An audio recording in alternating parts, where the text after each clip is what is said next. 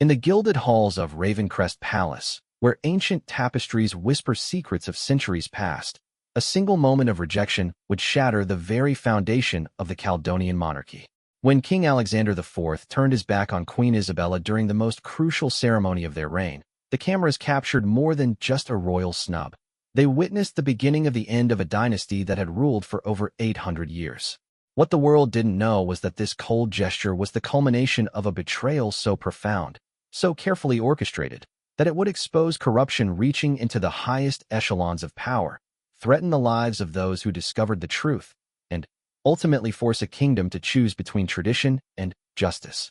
This is the story of how one woman's quest for the truth brought down a crown, and how a king's moment of weakness revealed the rot that had been festering at the heart of the realm for decades. The morning mist hung heavy over the ancient stones of Ravencrest Palace as Queen Isabella Caldonia stood at the tall windows of her private chambers, watching the groundskeepers prepare the ceremonial gardens for what should have been the most important day of her 20-year reign. The annual crown ceremony, a tradition dating back to the founding of the kingdom, was meant to celebrate the unity between the monarch and the people. Instead, Isabella felt only the cold weight of the crown jewels being fitted around her neck by her lady-in-waiting, Margaret Thornfield, whose hands trembled slightly as she adjusted the ancient sapphire necklace. "Your Majesty seems troubled," Margaret observed quietly, her voice barely above a whisper in the vast chamber decorated with portraits of Isabella's predecessors, queens who had faced wars, plagues, and revolutions, yet none whose marriages had become the subject of such intense public scrutiny. Isabella caught her reflection in the ornate mirror and saw not the confident queen the people expected, but a woman whose marriage had become a carefully choreographed performance for the cameras and crowds. The dark circles under her emerald eyes told the story of sleepless nights spent poring over financial documents that shouldn't have existed, bank statements that revealed transactions no member of the royal family should have been making, and correspondence that painted her husband, King Alexander IV, in a light that made her stomach turn with disgust and betrayal. 3 months earlier, Isabella had discovered the first piece of the puzzle quite by accident. While searching for a historical document in Alexander's private study for a speech she was preparing about the kingdom's charitable foundations, she had knocked over a stack of what appeared to be official government papers. As she gathered them up, her eyes fell upon a letterhead she didn't recognize, Meridian Holdings, a company name that meant nothing to her at the time.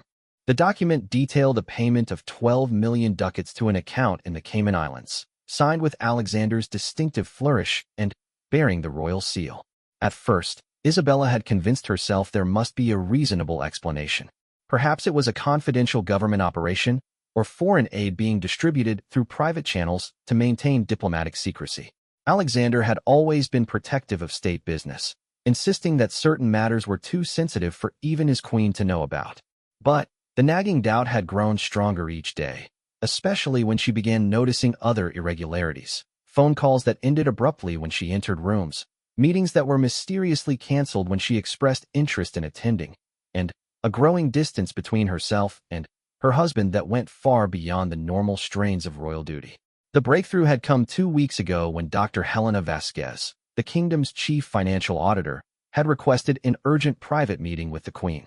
Helena, a brilliant woman in her 50s with steel-gray hair and sharp eyes behind wire-rimmed glasses, had served the crown faithfully for 15 years, overseeing the complex financial operations of the modern monarchy. She had arrived at Isabella's private office pale and visibly shaken, carrying a leather briefcase that she clutched as if her life depended on it. "Your Majesty," Helena had begun, her usually steady voice wavering with emotion, "I have discovered something that I believe you need to know, though I fear the consequences of sharing this information may be severe for all involved." She had opened the briefcase with trembling fingers, revealing hundreds of documents, bank statements, wire transfer receipts, corporate filings, and correspondence that painted a picture so damning that Isabella had felt physically ill as she absorbed the implications. The evidence showed that King Alexander had been systematically embezzling funds from the royal treasury for over 8 years, funneling money through a network of shell companies to personal accounts scattered across offshore tax havens. The amounts were staggering. Over 200 million ducats had been diverted from funds meant for education, healthcare, infrastructure, and social programs that the people of Caldonia desperately needed. But the financial theft was only the beginning of the corruption that Helena's investigation had uncovered. The king had been selling government contracts to the highest bidders, accepting bribes from foreign corporations seeking favorable trade agreements, and even providing classified military information to arms dealers who were supplying weapons to rebels in neighboring countries. Most shocking of all, the evidence suggested that Alexander had been blackmailing members of parliament and high-ranking military officers, using information gathered by a network of spies and informants to ensure their silence and cooperation in his schemes. "How long have you known about this?" Isabella had asked, her voice barely audible as she stared at a photograph of Alexander shaking hands with Viktor Petrov, a notorious arms dealer who had been wanted by international law enforcement agencies for years. "I began noticing irregularities about 6 months ago," Helena had replied, wrapping her arms around herself as if trying to ward off a chill. "At first, I thought it might be clerical errors or perhaps unauthorized transactions by lower-level staff. But as I dug deeper, the pattern became unmistakable. The king has been very careful to cover his tracks, using his royal authority to classify documents and limit access to financial records. If I hadn't been conducting a routine audit for the Treasury Department, I might never have discovered any of this." The weight of the revelation had settled on Isabella like a crushing burden. Not only was her husband a criminal who had betrayed the trust of their people, but his actions had put the entire kingdom at risk. The arms deals alone could have triggered international sanctions, while the financial theft had contributed to the economic hardships that many Caledonian families were facing. Unemployment had risen to historic levels, hospitals were understaffed and underfunded, and schools were closing in rural areas, all while Alexander was living a secret life of luxury funded by stolen money. "What do we do now?" Isabella had asked, though she already knew that the path forward would require a level of courage and sacrifice that would change her life forever. Helena had leaned forward, her expression grave but determined. "We have 3 options, Your Majesty. We can try to handle this quietly within the royal family, hoping that Alexander will admit his crimes and make restitution without public exposure. We can present the evidence to Parliament and let them decide how to proceed through official channels. Or we can take this information to the international authorities and the press, ensuring that justice is served, but almost certainly destroying the monarchy in the process." The Queen had spent the following 2 weeks in a state of agonizing indecision, weighing her duty to the crown against her duty to the people of Caledonia. She had tried approaching Alexander directly, hoping that confronting him with the evidence might prompt a confession and an opportunity for redemption. Instead, she had discovered that her husband was far more dangerous than she had imagined. The conversation had taken place in the king's private study on a rainy Thursday evening, after the day's official duties had ended and the palace staff had retired for the night. Isabella had entered the room with Helena's briefcase in hand, her heart pounding as she prepared to confront the man she had loved and trusted for over 2 decades. Alexander had been sitting behind his massive oak desk, signing what appeared to be routine government documents, his handsome face illuminated by the warm glow of a banker's lamp. "We need to talk," Isabella had said simply, setting the briefcase on the desk between them. Alexander had looked up with the charming smile that had first captured her heart when they were both students at the Royal Academy. But there had been something cold and calculating in his blue eyes that she had never noticed before. "Of course, my dear. What's troubling you?" Without a word, Isabella had opened the briefcase and spread the most damning documents across the desk: the bank statements, the photographs, the correspondence with arms dealers and corrupt officials. She had watched her husband's face carefully, expecting to see shock, denial, or at least some sign of remorse. Instead, Alexander had calmly examined each document, his expression never changing, as if he were reviewing routine paperwork rather than evidence of his own crimes. "I see Helena has been busy," he had said finally, leaning back in his chair with an air of casual indifference that had chilled Isabella to the bone. "I suppose I shouldn't be surprised. She always was too thorough for her own good." "That's all you have to say?" Isabella had whispered, hardly able to believe that the man she had shared her life with could react so callously to being exposed as a thief and a traitor. "Alexander, you've stolen hundreds of millions of ducats from our own people. You've sold weapons to terrorists. You've betrayed everything we swore to protect when we took our vows as monarchs." Alexander had stood up slowly, moving around the desk to stand directly in front of his wife. In the lamplight, his shadow had fallen across her face like a dark omen. "Isabella, my naive little queen, Do you really think the monarchy survives on ceremony and good intentions? Do you think these palaces maintain themselves, or that our lifestyle is funded by selling postcards and hosting tea parties for tourists? The cynicism in his voice had been like a physical blow. I thought it was funded by the treasury allocations approved by Parliament and the income from our estates and investments, Isabella had replied, though even as she spoke the words, she realized how foolish and sheltered she must have sounded. Those legitimate sources barely cover our basic operational expenses, Alexander had laughed, a sound devoid of warmth or humor. If I hadn't been creative in finding additional revenue streams, we would have been bankrupt years ago. Everything I've done has been for the preservation of the crown and the continuation of our dynasty. By stealing from hospitals and schools, by selling weapons to murderers. Isabella had stood up, her voice rising with anger and disbelief. How can you possibly justify destroying innocent lives for money? Alexander's demeanor had changed suddenly, the mask of charm dropping away to reveal something much darker underneath. Because, my dear wife, those innocent lives you're so concerned about would suffer far more under the chaos that would follow if the monarchy collapsed. I've been protecting this kingdom from forces you can't even imagine. Foreign powers who would love to see Caldonia weak and divided, domestic enemies who would tear apart our institutions if they sensed any weakness in the royal family. And who elected you to make those decisions? Who gave you the right to decide that theft and murder are acceptable prices for stability? Isabella had demanded, backing away from him as she began to understand that the man she had married was capable of far more than financial crimes. The crown elected me, Alexander had replied coldly. 800 years of tradition and the sacred duty passed down from my ancestors. Unlike you, Isabella, I understand that sometimes terrible choices must be made to preserve something greater than ourselves. The conversation had ended with Alexander making it clear that he expected Isabella's silence and cooperation. He had pointed out that as his wife and co-monarch, she would be implicated in his crimes if they ever became public knowledge. More significantly, he had suggested that Helena Vasquez's investigation might be viewed as treason if she continued to pursue the matter, and that tragic accidents sometimes befell people who posed threats to national security. The implied threat to Helena's life had made Isabella's decision for her.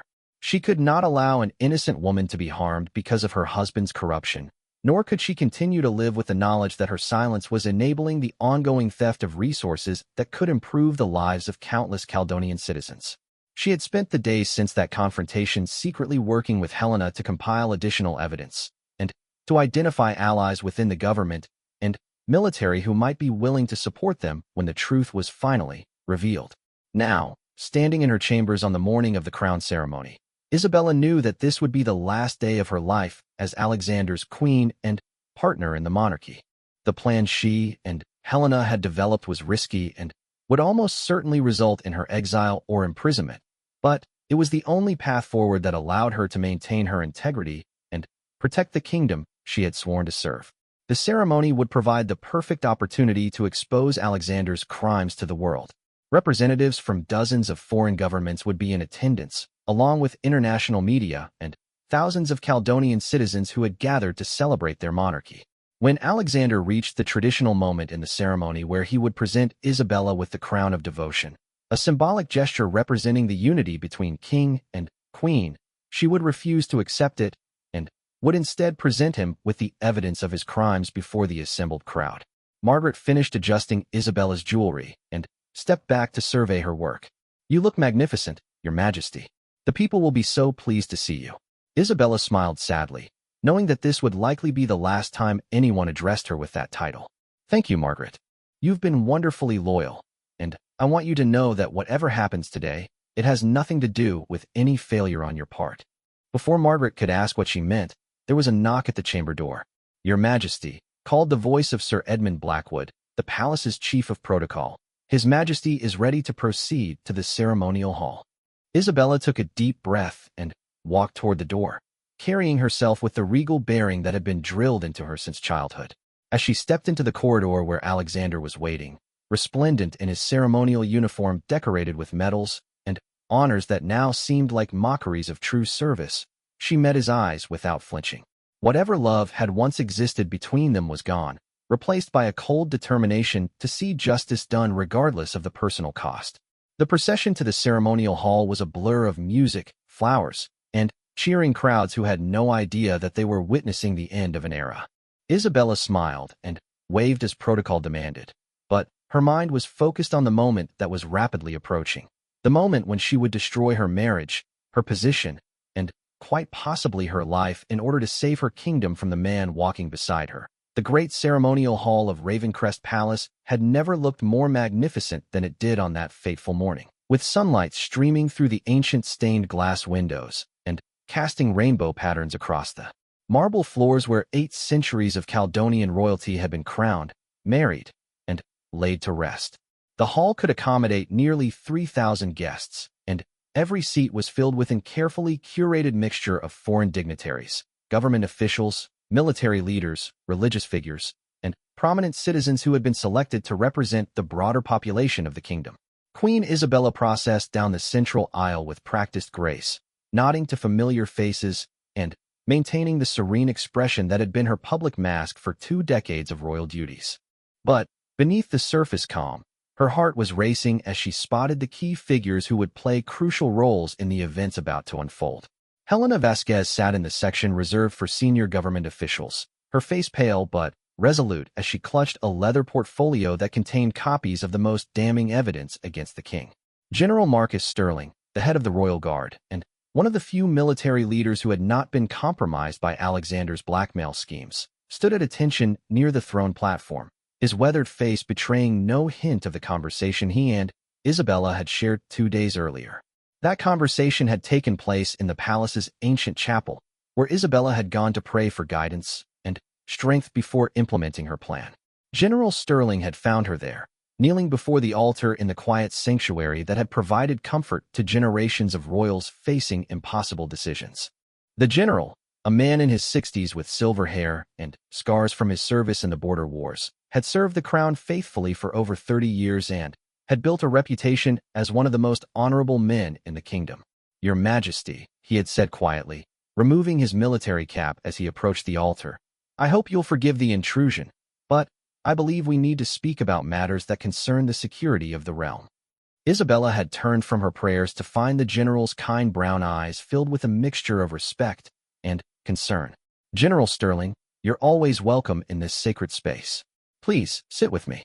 They had sat together on the simple wooden pew that had been carved from oak trees that grew on the palace grounds, and the general had spoken in the measured tones of a man who had spent his life weighing the consequences of difficult decisions. "Your Majesty, I have reason to believe that you've become aware of certain irregularities in His Majesty's conduct. My intelligence officers have reported unusual financial activities and concerning associations that may pose risks to national security." Isabella had felt a surge of relief at discovering that she was not alone in her knowledge of Alexander's crimes. "How much do you know, General?" "Enough to understand that the kingdom faces a crisis that goes far beyond what the public realizes," Sterling had replied gravely. "I've been conducting a discreet investigation for several months, ever since I began receiving reports about unauthorized weapons shipments and unexplained changes in our foreign policy positions. What I've discovered suggests that His Majesty has been compromised by foreign actors and may be actively working against Caledonian interests." The general had then shared intelligence that went even deeper than Helena's financial evidence, revealing that Alexander's corruption was part of a larger conspiracy involving foreign governments and international criminal organizations. The arms deals were not random acts of greed, but part of a systematic effort to destabilize neighboring countries and create markets for weapons and military contractors. The offshore banking network was being used not just to hide stolen money, but to launder funds for terrorist organizations and drug cartels. Most troubling of all, Sterling's investigation had uncovered evidence that Alexander had been providing classified information about Caledonia's military capabilities and strategic plans to foreign intelligence services. This betrayal put the entire kingdom at risk, as potential enemies now possessed detailed knowledge of defensive weaknesses and operational procedures that could be exploited in the event of a conflict. "Why are you telling me this?" Isabella had asked, though she suspected she already knew the answer.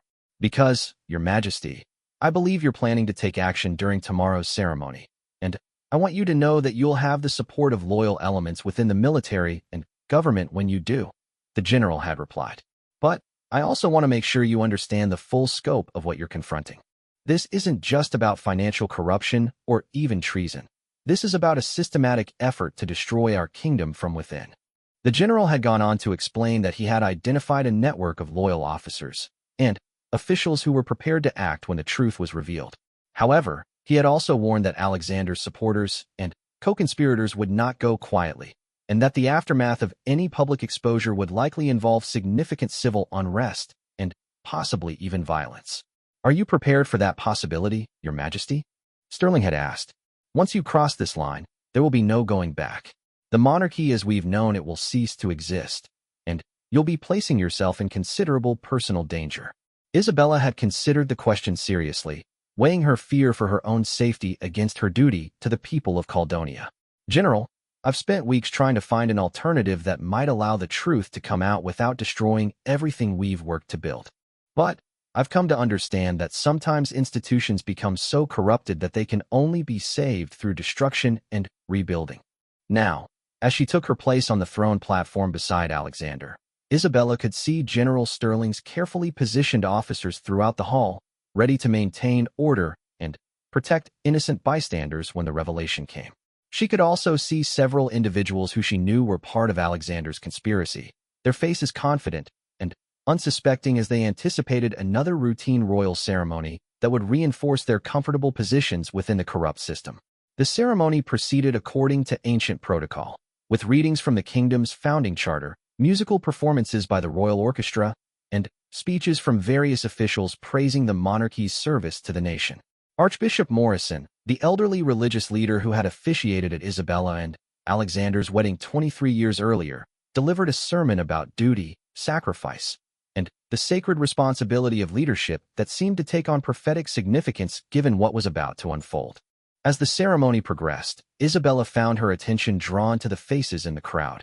The foreign ambassadors who had no idea they were about to witness one of the most dramatic political upheavals in modern history, the government officials who would soon be scrambling to maintain stability in the aftermath of the revelation, and, most poignantly, the ordinary citizens who had come to celebrate what they believed was their beloved royal family's commitment to serving their country. Among those citizens sat Maria Santos, a young teacher from the rural province of Westmere who had won a lottery to attend the ceremony.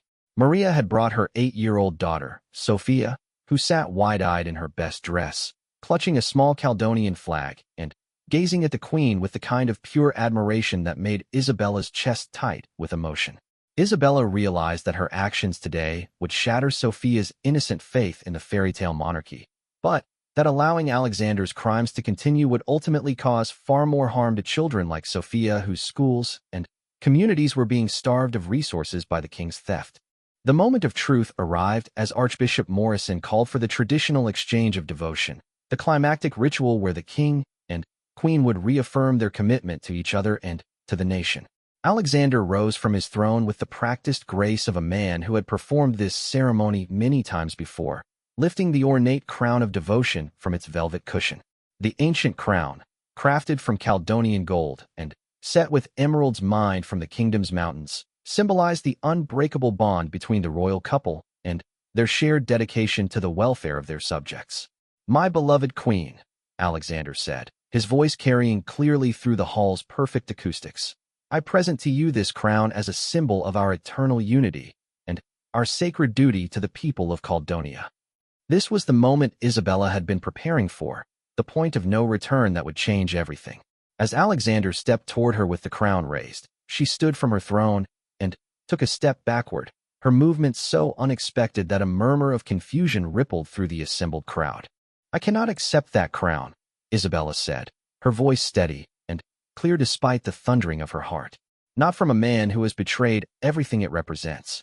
The silence that followed was absolute, as if the entire hall had collectively drawn in breath and forgotten to exhale. Alexander's face went through a series of rapid changes: surprise, confusion, anger, and then a cold calculation as he realized what was happening. "Isabella, you're not feeling well," he said, his voice taking on the tone of concerned authority that he had perfected over years of public speaking. "Perhaps you should sit down, and we can continue the ceremony." "I am perfectly well, Alexander," Isabella replied, moving to the center of the platform where her voice would carry to every corner of the hall. What I am is finished with living a lie and enabling your crimes against the people of this kingdom. She gestured to Helena Vasquez, who rose from her seat and began making her way toward the platform, carrying the portfolio of evidence. At the same time, General Sterling stepped forward with a contingent of loyal guards, their presence making it clear that this was not a moment of royal theater, but a serious intervention. Ladies and gentlemen, Isabella addressed the crowd, her voice gaining strength as she committed fully to the path she had chosen. I stand before you today to reveal truths that will shock and disturb you, but which you have a right to know as citizens of this kingdom. Alexander made a move toward Isabella, his face now showing naked fury, but General Sterling's guards smoothly interposed themselves between the king and queen. The hall erupted in confused voices as foreign dignitaries turned to each other seeking explanation, and government officials began to realize that they were witnessing something unprecedented in Caledonian history. Helena reached the platform and opened her portfolio, removing the photographs, documents, and financial records that detailed Alexander's crimes. Isabella took the evidence with hands that remained steady despite the magnitude of what she was about to reveal to the world. For 8 years, the man you have trusted as your king has been systematically stealing from the royal treasury, selling government contracts to the highest bidders, and providing weapons to terrorist organizations, Isabella announced, her voice cutting through the rising noise of the crowd. The evidence I hold in my hand shows that over 200 million ducats intended for schools, hospitals, and infrastructure have been diverted to offshore accounts controlled by King Alexander. The revelation hit the assembly like a physical blow. Several people in the audience stood up, some calling out questions or expressions of disbelief, while others sat in stunned silence trying to process what they were hearing. The foreign ambassadors immediately began speaking urgently into their phones, no doubt relaying the extraordinary developments to their governments. Alexander finally found his voice, and when he spoke, all pretense of royal dignity had vanished. "This is treason," he shouted, pointing an accusatory finger at Isabella. "You're destroying 800 years of monarchy based on forged documents and lies spread by enemies of the crown." Isabella held up one of the photographs, the image of Alexander shaking hands with Viktor Petrov, the arms dealer. "Is this photograph forged, Alexander? Are these bank statements showing transactions to accounts in your name fabricated?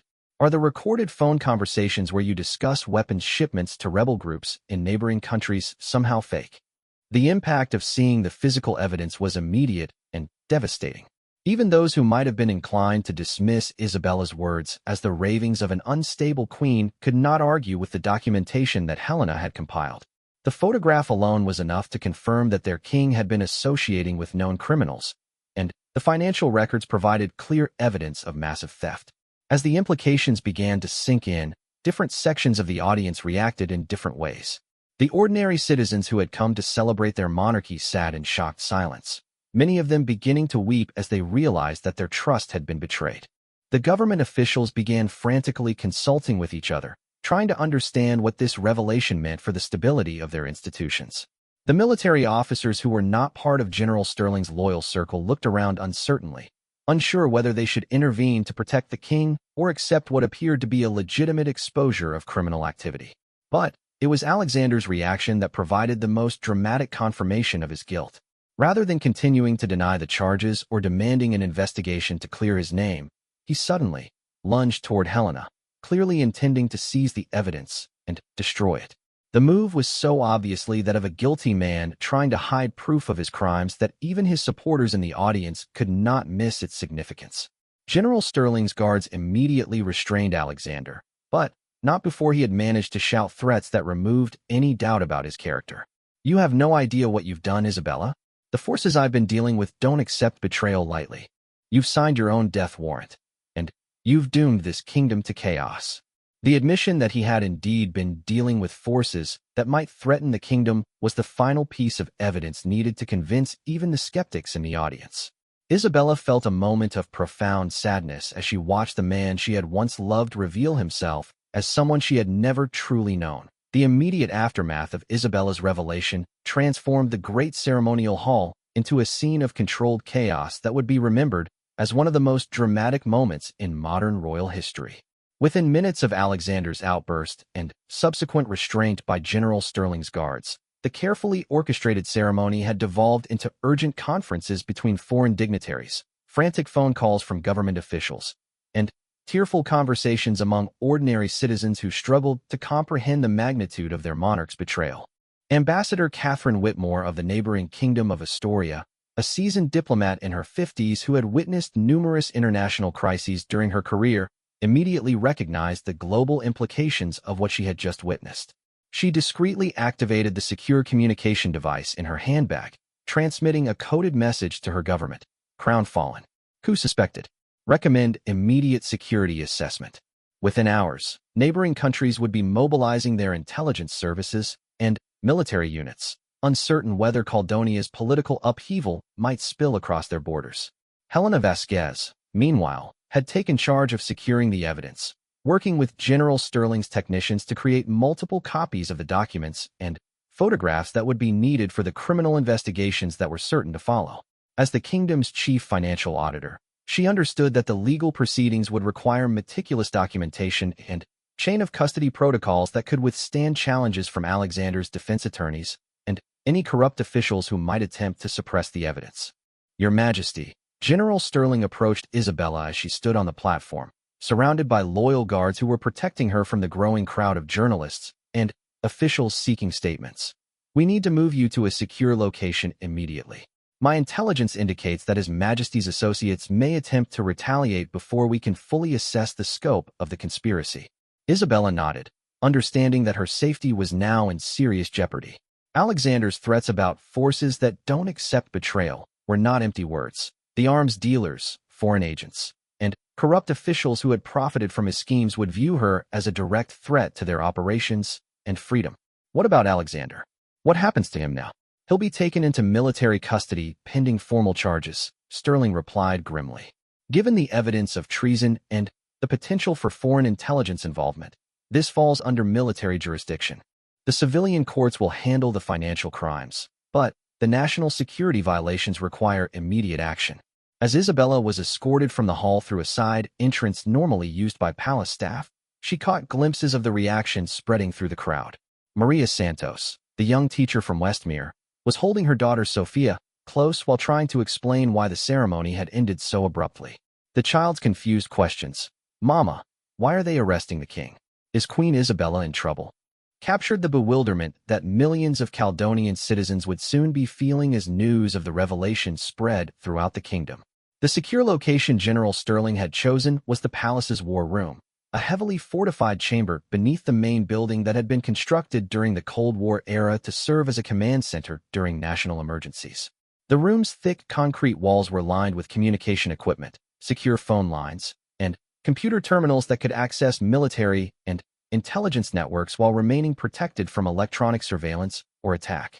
Within 2 hours of the ceremony's dramatic conclusion, the war room had become the epicenter of the most significant political crisis in Caledonian history. Isabella found herself at the head of a conference table surrounded by officials whose loyalty had been verified by Sterling's security screening.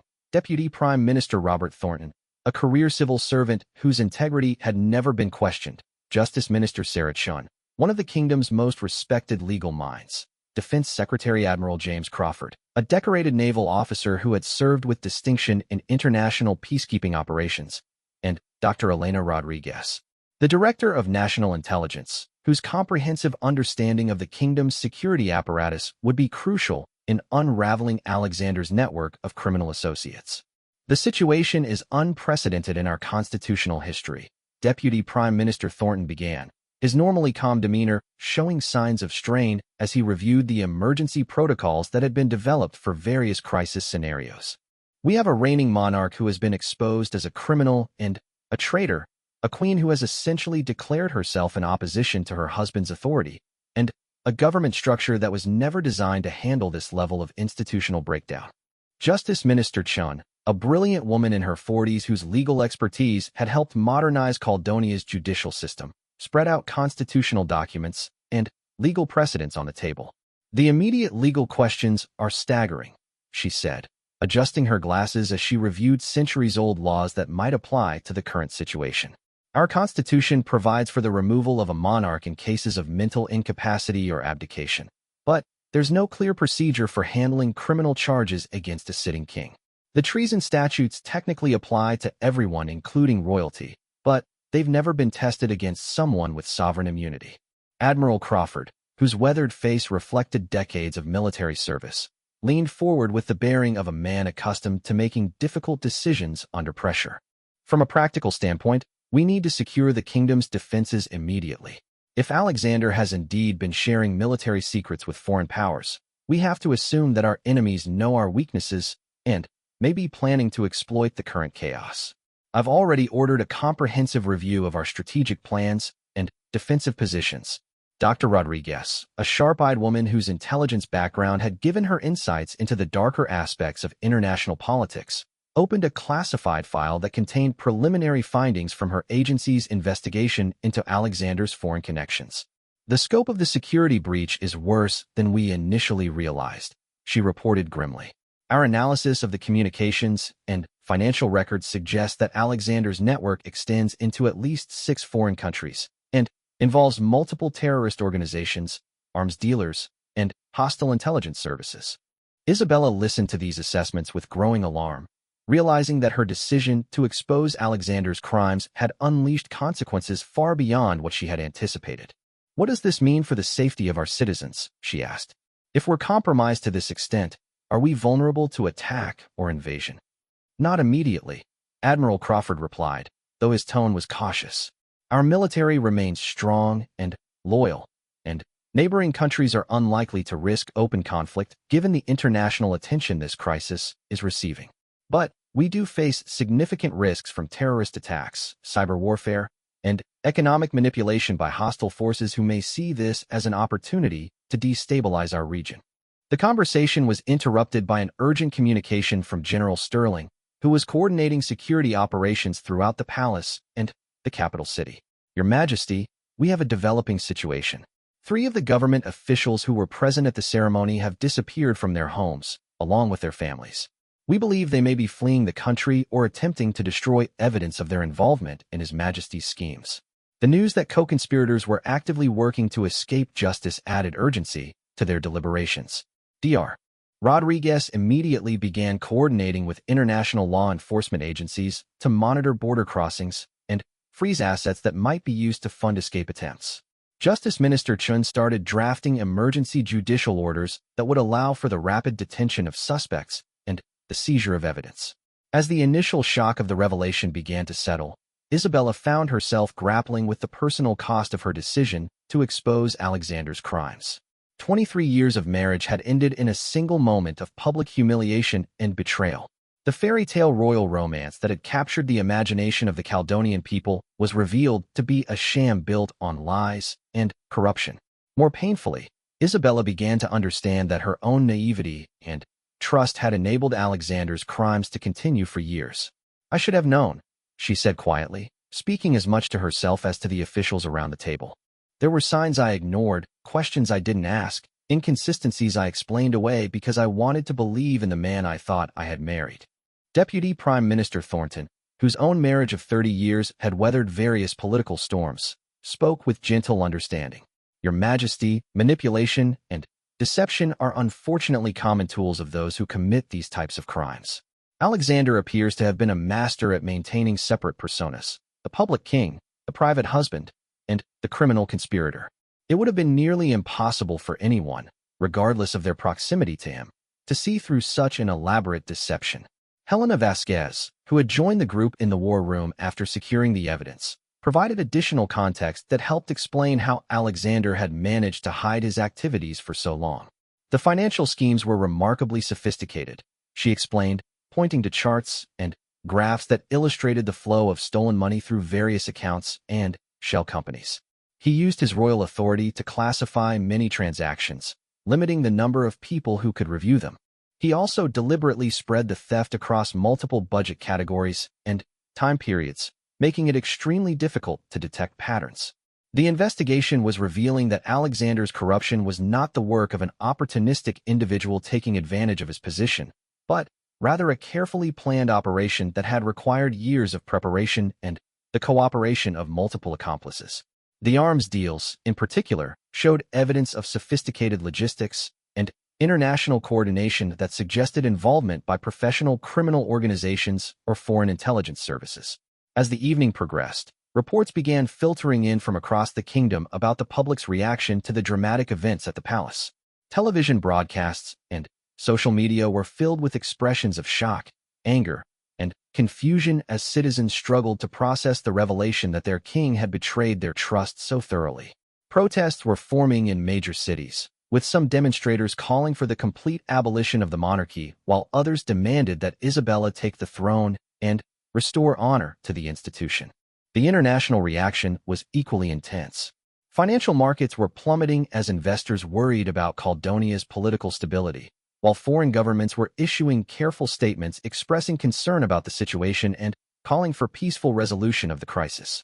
Several countries that had ongoing trade relationships with Caledonia were quietly reviewing their agreements, uncertain whether contracts signed with Alexander's government would remain valid. Perhaps most concerning were the reports from Dr. Rodriguez's intelligence sources suggesting that some of Alexander's criminal associates were already taking steps to protect themselves or eliminate evidence of their involvement. 2 suspected arms dealers had been found dead in apparent suicides, while a banker who had managed several of the offshore accounts had disappeared from his home in Switzerland. The pattern suggested that Alexander's network was beginning to collapse, but also that those remaining might become increasingly desperate and dangerous. "We're racing against time," General Sterling reported during a late-night security briefing. "Every hour that passes gives the conspirators more opportunity to destroy evidence, eliminate witnesses, or flee to countries where we can't reach them. We need to decide quickly how we're going to handle the transition of power and the criminal investigations." The question of succession had become the most pressing constitutional issue facing the kingdom. With Alexander's legitimacy destroyed but his abdication not yet formalized, Caledonia technically remained without clear leadership. Isabella's position was particularly complex. As queen, she had some authority to act in the absence of the king, but the circumstances of her husband's downfall raised questions about whether she could legitimately claim the throne for herself. Justice Minister Chun had been researching historical precedents and constitutional law throughout the day, and her findings painted a complicated picture. "There are examples from our history of monarchs being deposed for various reasons," she explained, "but they typically involved military coups or foreign invasions rather than criminal exposure by a spouse. The closest precedent might be the case of Queen Margaret III, who ruled alone after her husband King James was declared mentally incompetent in 1847. But even that situation involved formal legal proceedings and parliamentary approval. The solution that emerged from their discussions was both pragmatic and unprecedented. Isabella would assume emergency powers as regent, governing the kingdom temporarily, while formal legal proceedings determined Alexander's fate and established a clear line of succession. This arrangement would provide the stability needed to address the immediate crisis while allowing time for proper constitutional procedures to be followed. As dawn broke over Ravencrest Palace, Isabella stood once again at the windows of her private chambers, but the view that greeted her was vastly different from the one she had seen 24 hours earlier. The ceremonial gardens where thousands had gathered to celebrate the monarchy were now filled with military vehicles and security personnel. Media trucks lined the palace approach roads, their satellite dishes and cameras trained on the building where one of the most dramatic political upheavals in modern history was still unfolding. The woman who had awakened the previous morning as a queen living a lie was now a regent facing the enormous task of rebuilding a kingdom's trust while navigating unprecedented legal and constitutional challenges. The path forward would require wisdom, courage, and sacrifice that would test every principle she held dear. But as she watched the sun rise over the ancient stones of Ravencrest Palace, Isabella felt a sense of clarity and purpose that had been absent from her life for months. The truth had been revealed, justice was beginning to be served, and the work of healing could finally begin. 6 weeks after the dramatic revelation that shattered the Caledonian monarchy, Regent Queen Isabella found herself navigating the most complex political and personal crisis in the kingdom's 800-year history. The initial chaos following Alexander's exposure had gradually given way to a more organized but no less challenging period of investigation, legal proceedings, and institutional rebuilding that would determine whether the ancient monarchy could survive the corruption that had nearly destroyed it from within. The royal palace had been transformed into something resembling a wartime command center, with different wings serving various functions in the massive undertaking of unraveling Alexander's criminal network. The East Wing housed the Joint Parliamentary Committee investigating the financial crimes, their conference rooms filled with forensic accountants, international banking experts, and prosecutors working to trace every stolen ducat through the labyrinthine network of offshore accounts and shell companies that had hidden the theft for nearly a decade.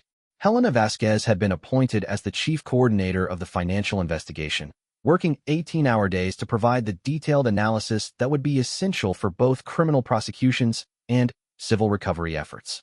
Her team had expanded to include experts from 6 different countries, each bringing specialized knowledge about international banking, money laundering, and the recovery of stolen assets hidden in foreign jurisdictions. The scope of the theft continues to expand as we dig deeper, Helena reported during one of the daily briefings that had become a grim ritual in Isabella's schedule. We've now identified over 300 million ducats that were diverted from government accounts, including funds that were meant for disaster relief, military equipment, and social services. The human cost of this theft is staggering. We can directly link the closure of 12 hospitals and 47 schools to the missing funds. These revelations had sparked widespread protests throughout Caledonia, as citizens began to understand the real-world consequences of their former king's greed. Maria Santos, the teacher from Westmere who had attended the fateful ceremony with her daughter, had emerged as one of the most prominent voices calling for accountability and reform. Her eloquent speeches about how funding cuts had affected her rural school district had resonated with millions of Caledonian families who were struggling with inadequate public services.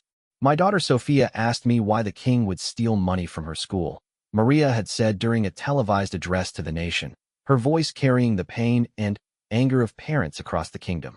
How do you explain to an 8-year-old that the man she was taught to respect and honor was willing to sacrifice her education for his own wealth? This isn't just about money.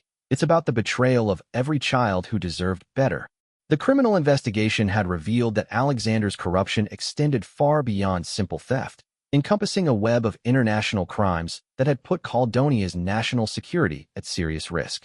Dr. Elena Rodriguez's intelligence team had uncovered evidence that classified military information had been sold to hostile foreign governments, including detailed plans for the kingdom's coastal defenses and the locations of strategic weapons installations. Perhaps most disturbing was the discovery that Alexander had been providing arms to terrorist organizations operating in neighboring countries, conflicts that had resulted in thousands of civilian deaths and the displacement of refugee populations that Caledonia had ironically been supporting through humanitarian aid programs. The moral complexity of this situation, that Caledonian citizens had been unknowingly funding both the weapons that created refugees and the aid programs that attempted to help them, had created a national sense of shame and complicity that would take years to overcome. General Marcus Sterling had been working around the clock to assess and repair the damage to Caledonia's national security apparatus. His investigation had revealed that at least 15 high-ranking military officers and government officials had been compromised through bribes, blackmail, or threats, creating security vulnerabilities that enemy intelligence services had been exploiting for years.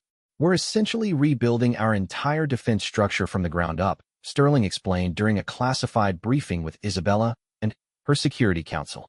"Every strategic plan, every intelligence operation, every diplomatic initiative from the past 8 years has to be considered compromised. It's like discovering that your house has been infiltrated by burglars for nearly a decade. You have to change every lock, check every hiding place, and assume that nothing is secure."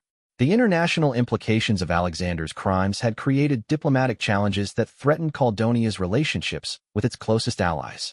Several neighboring countries had demanded explanations for how weapons sold by the Caledonian king had ended up in the hands of terrorists operating within their borders. Trade agreements were being renegotiated, military cooperation programs were suspended, and Caledonia's application for membership in the Regional Security Alliance had been indefinitely postponed. Ambassador Catherine Whitmore had become an unofficial liaison between Isabella's government and the international community, working to reassure foreign governments that the new regent was committed to transparency and accountability. Her efforts had helped prevent the complete isolation that might have followed such a massive security breach, but the rebuilding of trust would require years of consistent cooperation and reform. Meanwhile, Alexander himself remained in military detention at a secure facility outside the capital, where he was being held pending trial on charges that included treason, theft of public funds, arms trafficking, and conspiracy with foreign agents. His legal team, led by Sir Reginald Ashworth, one of the kingdom's most prominent defense attorneys, had mounted a sophisticated defense strategy that combined legal challenges, public relations campaigns, and attempts to discredit the evidence against their client. Ashworth's approach centered on portraying Alexander as a victim of a conspiracy between Isabella and foreign intelligence services seeking to destabilize Caledonia. In carefully orchestrated media interviews, he suggested that the evidence against Alexander had been fabricated or manipulated, and that the former king's actions had actually been part of classified security operations authorized by international law enforcement agencies. "My client served this kingdom faithfully for 25 years, Ashworth declared during a press conference outside the courthouse, where preliminary hearings were being held. The allegations against him are based on documents that could easily have been forged, photographs that could have been manipulated, and financial records that failed to show the complete picture of complex international security operations." This defense strategy had found some support among Alexander's remaining loyalists, including several members of parliament who argued that the former king was being railroaded by political enemies seeking to destroy the monarchy. These supporters organized counter-protests and launched social media campaigns designed to undermine public confidence in Isabella's regency and the ongoing investigations. The political opposition to Isabella's leadership had created additional challenges for a kingdom already struggling with constitutional uncertainty. Lord Chancellor Hampden Blackwell, a conservative member of parliament who had benefited from Alexander's patronage during his rise to power, had emerged as the leader of a faction calling for Isabella's removal and the establishment of a parliamentary republic.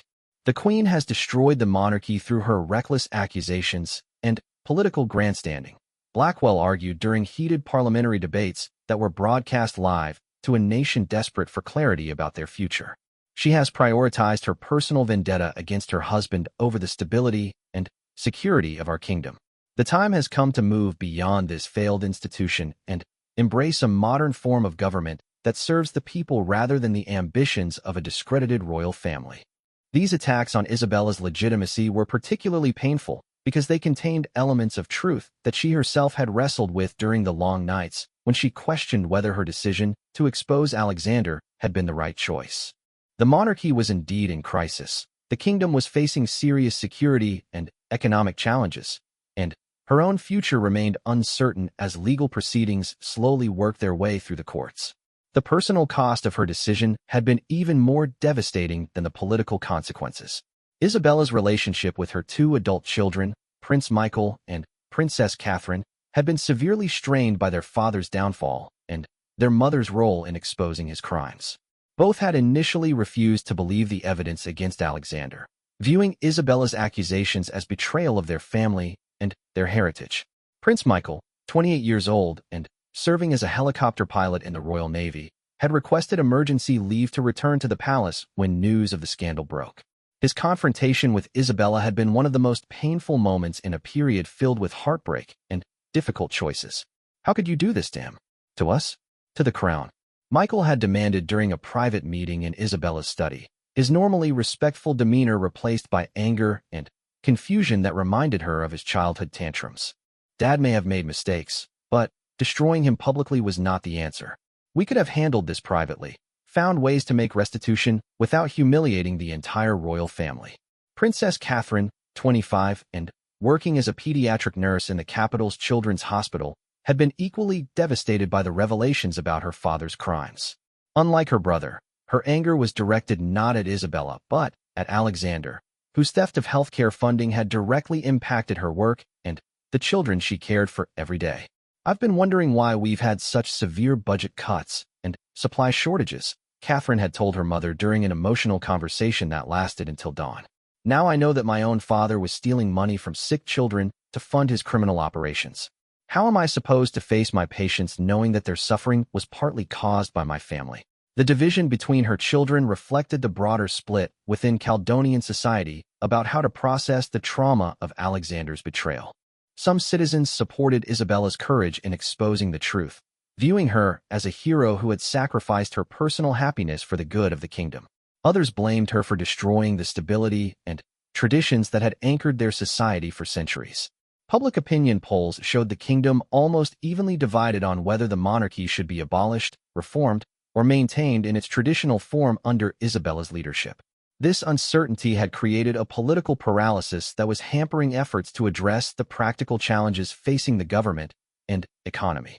The economic impact of the scandal had been severe, with foreign investment declining, tourism dropping dramatically, and the national currency losing value against international benchmarks. Finance Minister David Morrison had been working with international economic advisors to develop recovery plans that could restore confidence in Caledonian institutions while addressing the immediate fiscal challenges created by the missing funds. "We're facing a perfect storm of economic pressures," Morrison explained during a cabinet meeting that Isabella had called to address the crisis. "The theft of government funds has created budget shortfalls that require either significant tax increases or service cuts, neither of which is politically feasible during this period of instability. Meanwhile, the uncertainty about our political future is discouraging the foreign investment and trade relationships we need to stimulate economic growth." The solution that emerged from these discussions involved a comprehensive reform program that would modernize Caledonia's government structure while preserving the cultural and historical elements of the monarchy that citizens valued. Isabella announced a series of constitutional amendments that would limit royal power, increase parliamentary oversight of government finances, and establish independent watchdog agencies to prevent future corruption. These reforms were designed to address the legitimate concerns of those who wanted to abolish the monarchy, while providing a path forward for those who believed the institution could be saved through proper accountability measures. The proposed changes included requirements for annual financial audits of all royal activities, parliamentary approval for significant government expenditures, and the establishment of an independent prosecutor with authority to investigate alleged crimes by government officials regardless of their rank or position. As the fourth month of Isabella's regency began, the kingdom was slowly beginning to stabilize around this vision of reformed monarchy combined with strengthened democratic institutions. The criminal trials were proceeding methodically, with prosecutors presenting overwhelming evidence of Alexander's guilt, while his defense team fought procedural battles and public relations campaigns that were becoming increasingly desperate. The most significant breakthrough in the legal proceedings came when Viktor Petrov, the arms dealer who had been photographed with Alexander, was arrested by international law enforcement officers and agreed to cooperate with Caledonian prosecutors in exchange for reduced charges. His testimony provided detailed insider knowledge of the weapons trafficking network and confirmed many of the most serious allegations against the former king. "Alexander was not just a client. He was a partner in our operations," Petrov testified during closed-door hearings that were later made public. He provided intelligence about government policies, helped arrange shipping through Caledonian ports, and even suggested targets for arms sales based on his knowledge of regional conflicts. He was fully aware that our weapons were being used by terrorist organizations, and he specifically requested payments in untraceable cryptocurrency to avoid detection. This testimony, combined with the financial evidence compiled by Helena's team and the intelligence gathered by Dr. Rodriguez's investigation, created an overwhelming case for Alexander's conviction on multiple serious charges. Even his most loyal supporters began to acknowledge that the evidence of his guilt was too comprehensive to dismiss, though many continued to argue that his crimes did not justify the destruction of the monarchy itself. As winter settled over Ravencrest Palace, Isabella found herself cautiously optimistic that the kingdom might survive the crisis that had threatened to tear it apart. The reforms were gaining public support, the criminal investigations were making steady progress, and the international community was beginning to view Caledonia as a responsible partner committed to transparency and accountability. But she also understood that the most difficult challenges lay ahead, as the kingdom would need to rebuild trust, heal political divisions, and create new institutions strong enough to prevent future corruption while preserving the cultural heritage that defined Caledonian identity.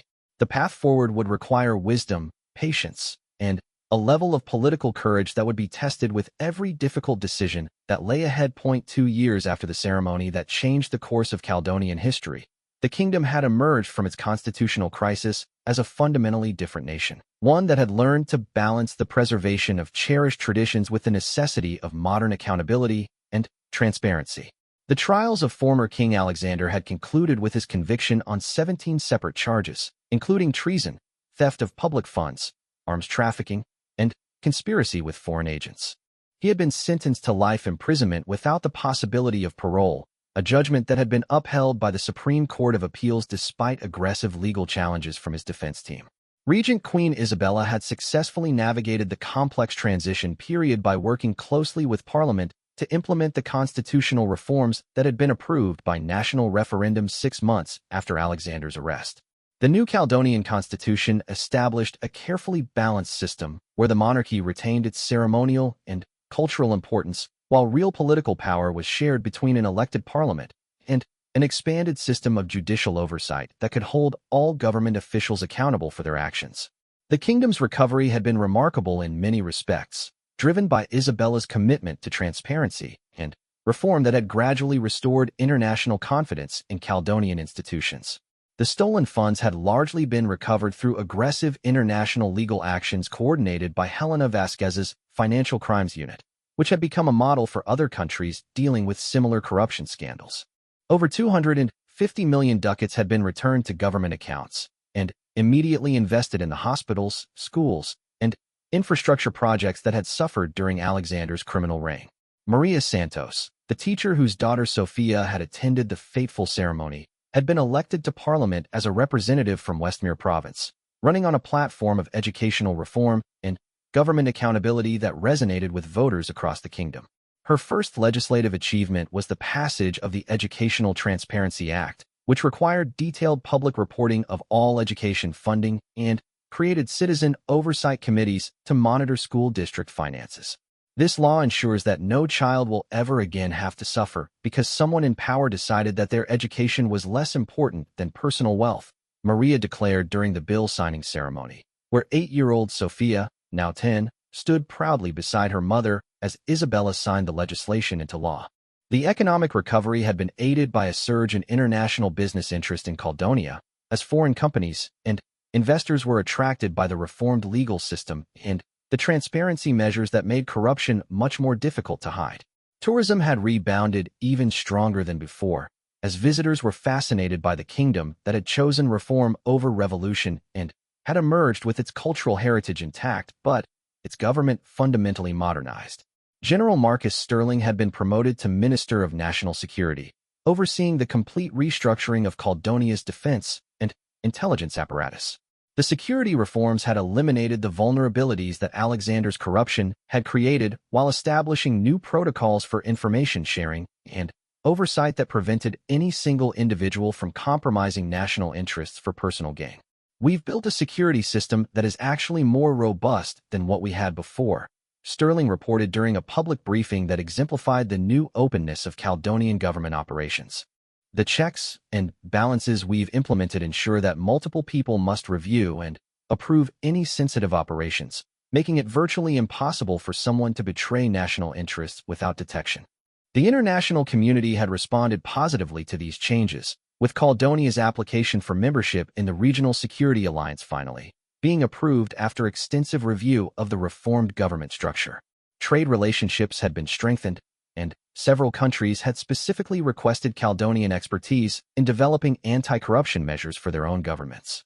Perhaps most significantly, the relationship between Isabella and her children had been repaired through honest conversations about duty, family, and the difficult choices that sometimes must be made to protect larger principles.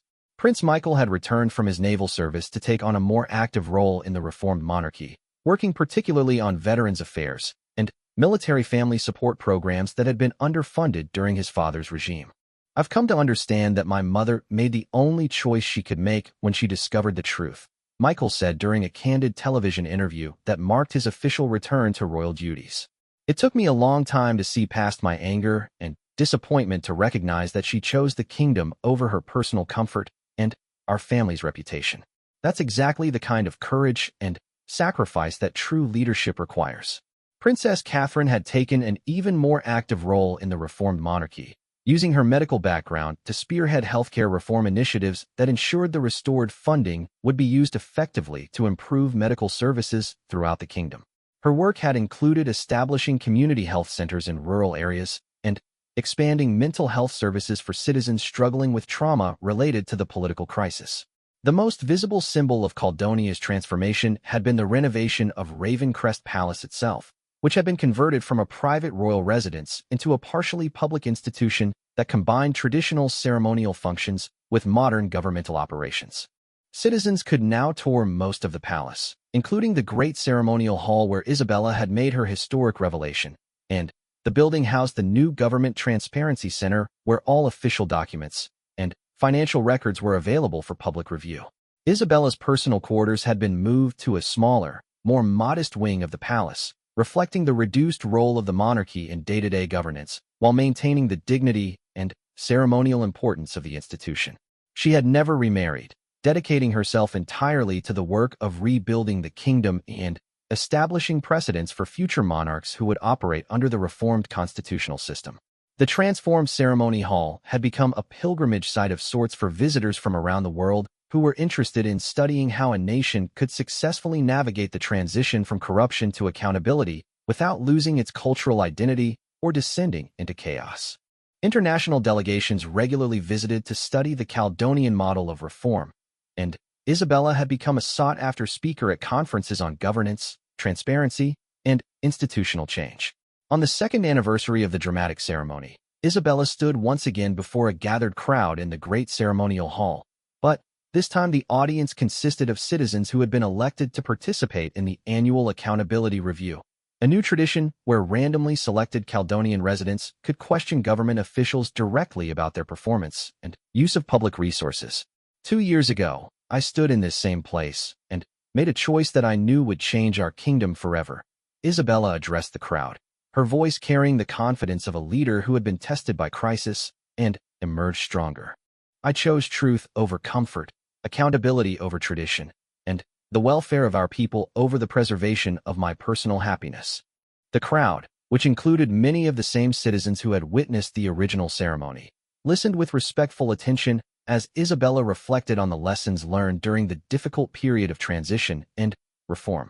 We discovered that institutions, no matter how ancient or revered, are only as strong as the principles that guide them, she continued. When those principles are abandoned in favor of personal gain or political expediency, even the most traditional and powerful institutions can become instruments of oppression rather than service.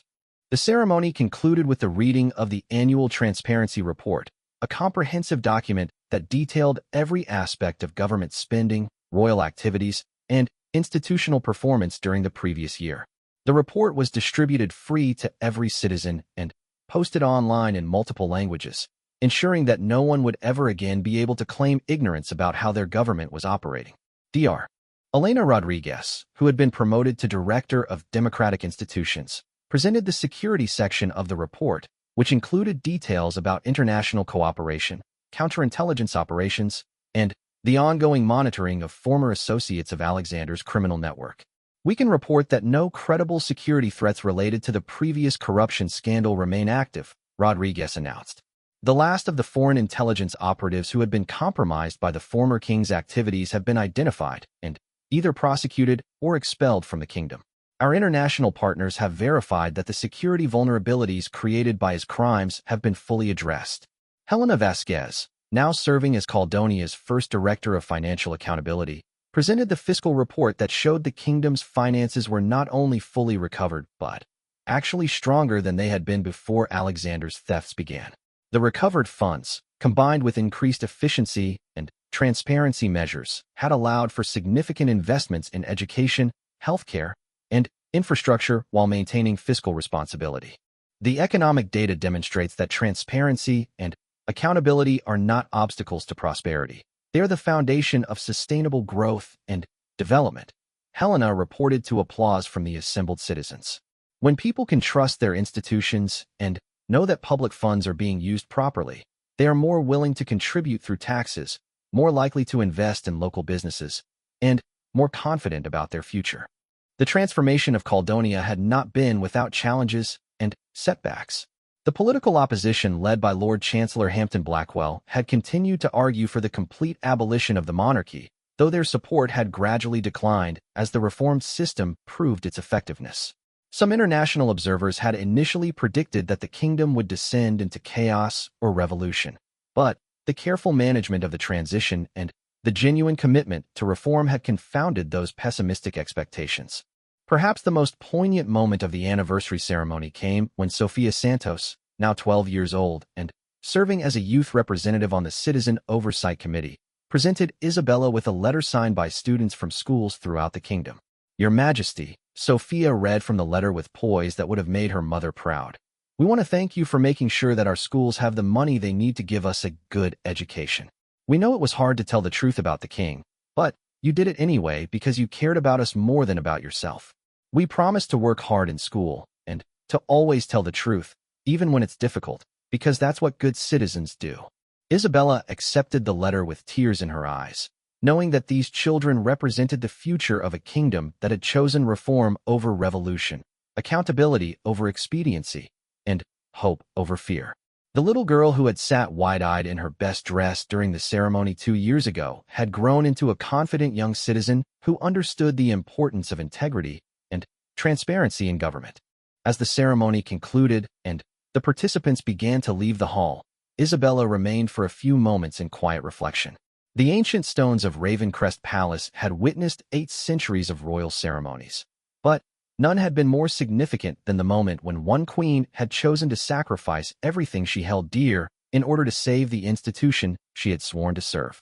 The kingdom that emerged from that crisis was smaller in some ways. The monarchy's power had been significantly reduced, and the royal family's lifestyle had been dramatically simplified.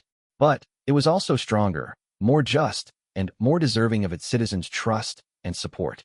The crown jewels still sparkled in their display cases, the ancient traditions were still honored and celebrated, and the palace still hosted magnificent ceremonies that connected the present to 8 centuries of history.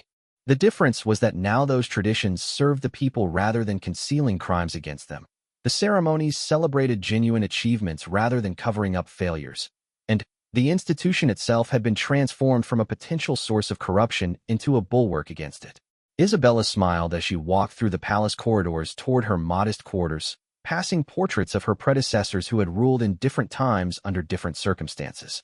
She had added her own chapter to the long story of the Caledonian monarchy, not as a queen who had preserved tradition at all costs, but as one who had proven that the best traditions are strong enough to survive the changes necessary to uphold the principles they were meant to serve. The cold moment when she had turned away from Alexander's crown had indeed split the palace, shattered her marriage, and transformed her kingdom. But from the wreckage of that confrontation had emerged something better, a nation that had learned to choose truth over comfort, accountability over tradition, and the welfare of its people over the convenience of its leaders. The crown's shadow was no longer cold, but warm with the light of justice and the hope of a better future for all who lived under its protection.